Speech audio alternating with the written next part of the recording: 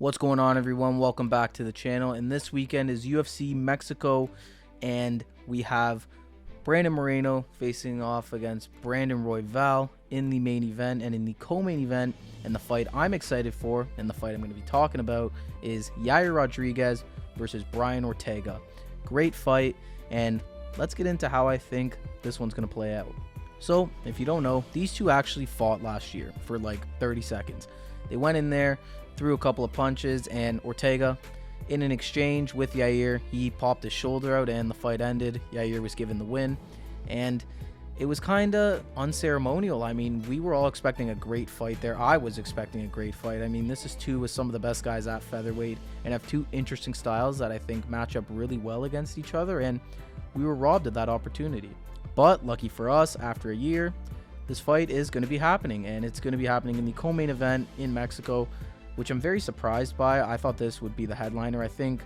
I know Brandon Moreno's a big star and for the Mexican people, so I get why he was in the main event, but I think this is the people's main event. This is probably going to be the more interesting fight for sure, and I don't know.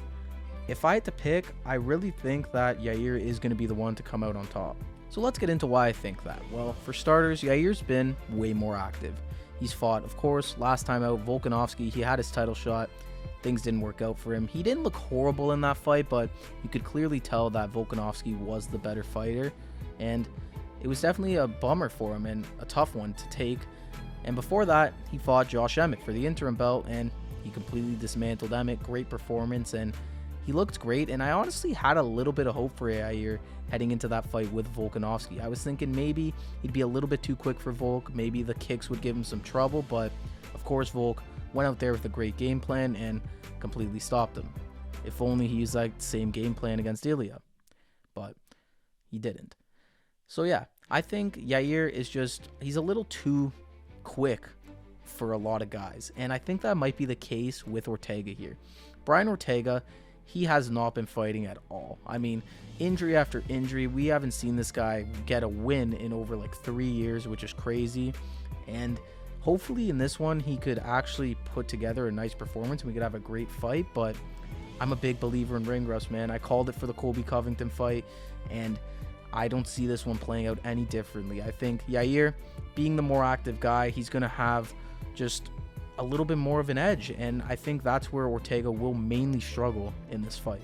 I also just don't think Ortega can keep up with Yair on the feet. Yes, his striking has improved a lot, but he fought Max dismantled him, and look what Max did to Yair. So I know I don't like using MMA math a lot, but I feel like in this case it kind of does make sense. Like, Ortega is just not going to be able to hang with Yair on the feet. He's not going to be able to avoid a lot of things Yair throws at him, especially because Yair is just so different and unique in his striking that like you never know what's coming, and it'll just be way too much for him, and definitely the difference in this fight.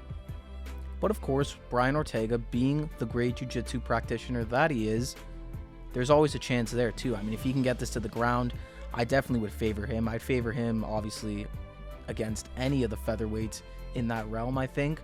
And we haven't really seen too much of Yair on the ground. Of course, he did lock up that submission against Josh Emmett, but it's not like Josh Emmett's any Hoist Gracie or anything on the ground, so I don't want to take too much away from that.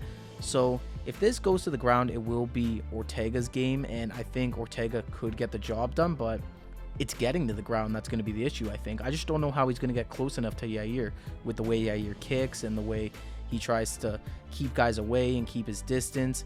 It's what he's really good at. Yair's a master at distance control, and that's what he's going to definitely use against a guy like Brian Ortega. And of course, this is in Mexico, which means both of these guys also have some Mexican heritage, so there's going to be a little extra fire there too in this one. And these guys are friends in real life, but once you're locked into a cage, it doesn't matter. You go out there and you try and put on your best performance, and that's exactly what they're going to do for the Mexican fans. This fight also has massive title implications. I mean, Ilia Topuria, of course, went out there and knocked out Alex Volkanovski at UFC 298, and that means that we need another contender. And of course, Ilia did say in the build-up to this fight that he didn't want to give Yair, Brian, or Max a shot at the title because they've had their chances and there's times past. But we need a contender. And right now, Volev isn't the most exciting option, and there's always an opportunity for guys off the back of a pay-per-view to go out there and create massive hype and create a massive moment to propel themselves to the title. And that's exactly what these two guys have right here. Either one of these guys go out there, get a flashy finish, and a lot of people are going to be calling for them to be next in line for the title. So I think that's something that will be in play as well. I think Yair will actually be a little more hungrier too, because he actually seems really pissed off at Topuria for a lot of the shit he's been saying, and you don't really see that from Yair. So that might be a little extra fire for him to go out there and get the job done. Overall though, I think Yair's speed, his kicks, and his overall stand-up is just going to be too much for Brian Ortega.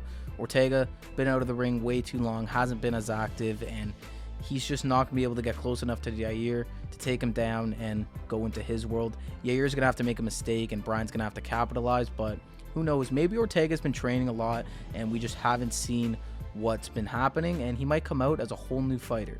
Who knows? But I can't go off the fact of that. I'm going to be taking Yair Rodriguez to win this fight. I could see a TKO, but I think ultimately a decision is more likely, and that's exactly what we're going to get. I think it's a 5-round co-main event as well, so that's nice, and I think that'll be beneficial for Yair being the more active guy. He'll be able to go a little bit longer, and yeah, that's how I see it playing out. Yair Rodriguez to win by decision. I think it's going to be a dominant performance, but I think Ortega will still have his moments. It's just not going to be enough. Yair's going to get his hand raised, and who knows? He may be next in line for the title. So those are my thoughts on this particular matchup at UFC Mexico. I'm super excited for this. I think Yair and Brian are two incredible fighters, and they're going to put on a great performance. Let me know what you guys think, though. Do you think Yair or Brian is going to take this one? Do you agree with me? Do you not agree? Also, do you think that either of ththese guys are next in line for Ilia Topuria? That could also be an option too. Let me know what you guys think down below. Once again, thank you all for watching, and if you enjoyed this one, consider liking and subscribing. Always helps me out a ton. And yeah, next week we have UFC 299, so stay tuned for a ton of videos coming out about that card. And yeah, thank you all for watching. I'll see you in the next one.